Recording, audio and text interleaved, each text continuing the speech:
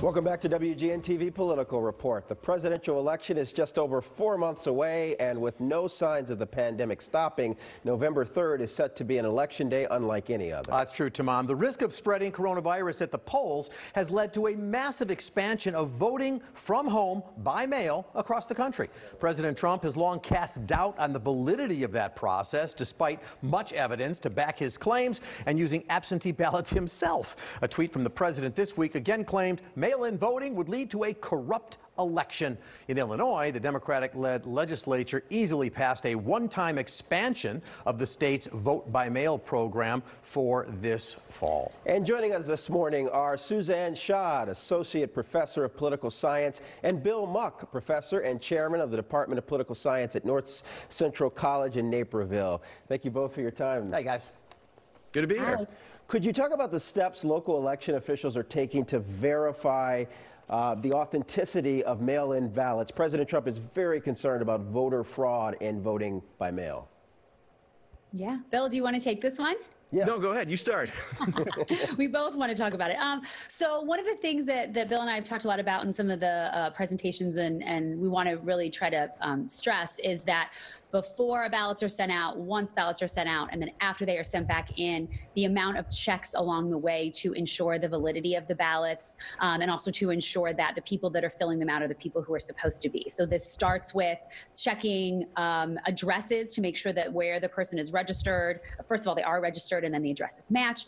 Each ballot in each jurisdiction across the country, the ballots are unique, everything from the weight of the paper to the order of what's on the ballot. So then it's filling out the ballots. Each ballot has its own unique ID code, barcode, so that once they are mailed back, they are scanned through a system and not more than one ballot to one barcode can be submitted. So again, along the way, there's checks from beginning to end. And Bill, let me come to you. Look, everybody uses the terms mail-in voting, absentee ballot, as though they're very different. What is the difference?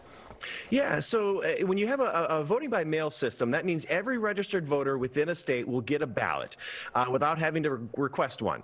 An absentee ballot system is where you are required to request that ballot. And so states throughout the country have different systems for that. Some are excuse, some are no excuse, where you can just basically say, I want an absentee ballot, and one will be sent to you. So the main difference is that a true voting by mail system is you don't have to do anything, and that ballot shows up in your mailbox. An absentee system, you have to request that ballot, and then there are rules for doing that, and then the ballot will be sent to you. But at the end of the day, you will get the ballot through the mail, and there's no fundamental difference in terms of how it's received or recorded. So, Bill, Illinois is a blend then, right? Because we just request it, we don't have to say why, we get it. Exactly. And you're seeing more states do that. So California's followed a similar system where you're seeing states across the country try to make it easier for their citizens to vote. Ballot harvesting, what is that, and is it safe, Suzanne? So ballot harvesting would be this idea that ballots would be, I want to say stolen, but in some cases stolen, taken out of mailboxes, taken out of precincts, even polling places, and either put away, so taken away, so that less ballots would be counted to try to benefit one or the other. President Trump has asserted that people will be waiting outside mailboxes to take ballots out, whether that be ballots that were already submitted and filled out, or ballots that have still yet to be delivered to someone who requested one.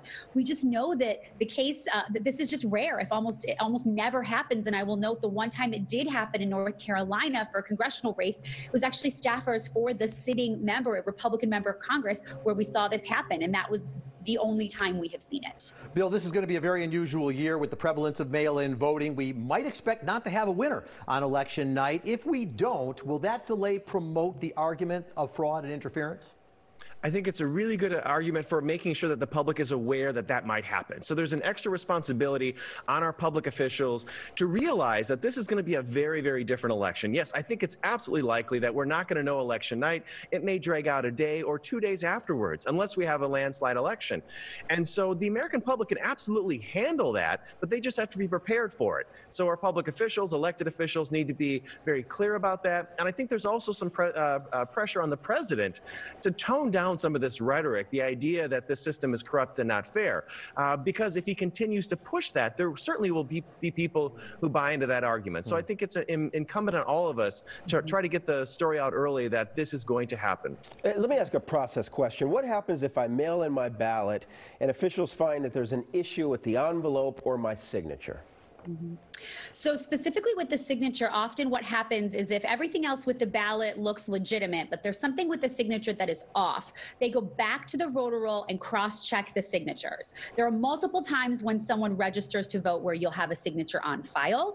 And so that's often what happens when there's a signature issue. In terms of the barcode, if it's ripped or torn or something like that because of the envelope, as long as that barcode hasn't been scanned before, which would mean that someone would be for some reason trying to vote more than once, often those ballots are accepted. Most of the time when we see ballots rejected, it's because they are not in on time.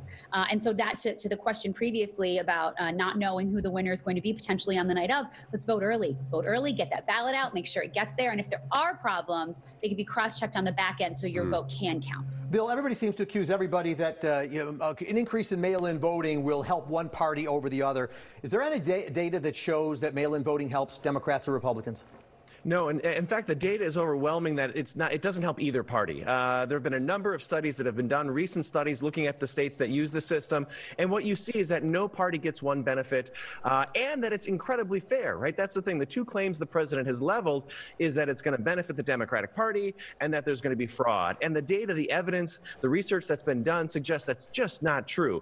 It's unclear who would benefit, if anybody. The data is overwhelmingly clear that it's not going to help the Democrats or the Republicans. It may increase turnout slightly, but the president's claims are just not accurate. Suzanne Schott and Bill Muck, thank you for joining us. Guys. And we should mention everyone should watch your online video on this topic. It's really, really informative. Yeah, great team. Thank you. Thank you. All right, we're going to Thanks so take one much. last break. A look at the weeks ahead after this. Stay with us.